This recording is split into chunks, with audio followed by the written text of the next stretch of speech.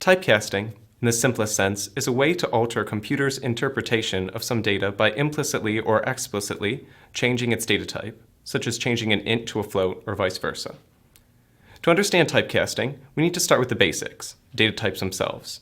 In computer languages like C, all variables have some sort of data type that determines how the computer, and likewise the user, interprets that variable. Numerical data types, such as an int, long, float, and double, all have their own unique characteristics and are used to specify values of varying ranges and precision.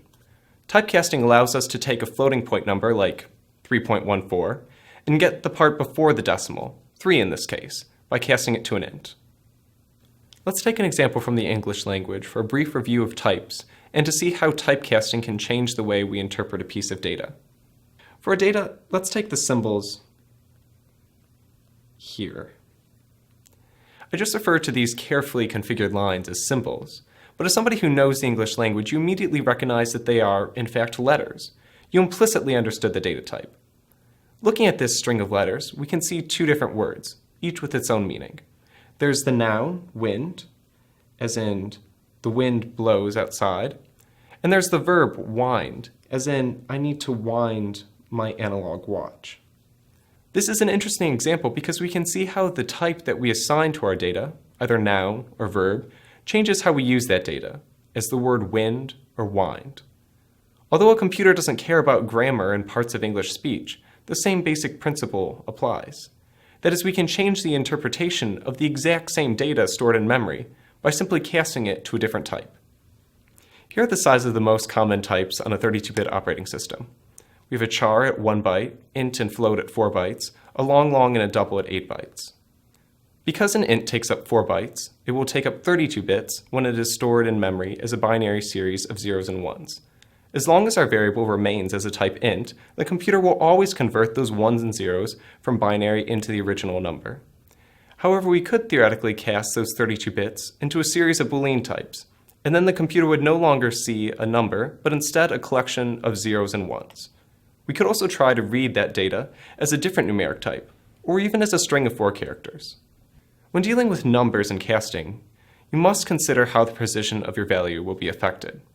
Keep in mind that the precision can stay the same, or you can lose precision, but you can never gain precision. Let's go over the 3 most common ways that you can lose precision. Casting a float to an int will cause truncation of everything after the decimal point, so you are left with the whole number. If we take the float x, which will equal 3.7, we can cast this variable x to an int by simply writing int in parentheses. Whenever we use this term right here, we'll effectively be using the value 3, because we've truncated everything after the decimal point. We can also convert a long to an int, which will similarly lead to a loss of high-order bits.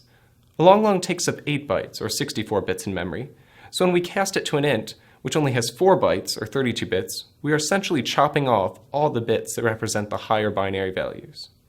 You could also cast a double to a float, which will give you the closest possible float to the double without necessarily rounding it. Similar to our long to int conversion, the loss in precision is because a double contains more data. A double will allow you to store 53 significant bits, roughly 16 significant digits, whereas a float will only allow you to store 24 significant bits, roughly 7 significant digits. In these last 2 cases, it may be helpful to think of typecasting as resizing a photo. When you go from a large size to a small size, you can't see things as clearly because you lost data in the form of pixels. Typecasting can also cause trouble when we cast ints to floats. Since floats on a 32-bit machine only have 24 significant bits, they cannot accurately represent values over 2 to the power of 24, or 16777,217. Now let's talk about explicit and implicit casting. Explicit casting is when we write the type in parentheses before a variable name.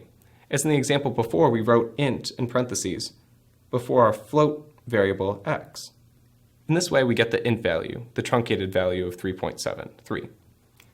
Implicit casting is when the compiler automatically changes similar types to a supertype, or performs some other sort of casting without requiring the user to write any additional code.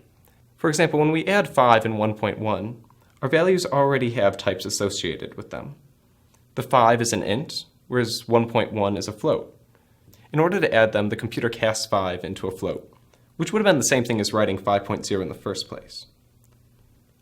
But this way we say float 5, or 5.0, plus what was already a float, 1.1. And from there, we can actually add these values and get the value 6.1. Implicit casting also allows us to assign variables of different types to each other. We can always assign a less precise type into a more precise one. For instance, if we have a double x and an int y, and these could have any values that we set them to, we can say x equals y because the double has more precision than an int, so we won't lose any information. On the other hand, it wouldn't necessarily be correct to say y equals x because the double might have a larger value than the integer, and so the integer might not be able to hold all the information stored in the double. Implicit casting is also used in comparison operators like greater than, less than, or the equality operator. In this way, we can say if 5.1 is greater than 5, and we get the result true, because 5 is an int, but it'll be cast to a float in order to be compared to the float 5.1. We'd say 5.1 is greater than 5.0. The same is true with saying if 2.0 equals 2. We'd also get true, because the computer will cast the integer 2 to a float, and then say 2.0 equals 2.0. This is true.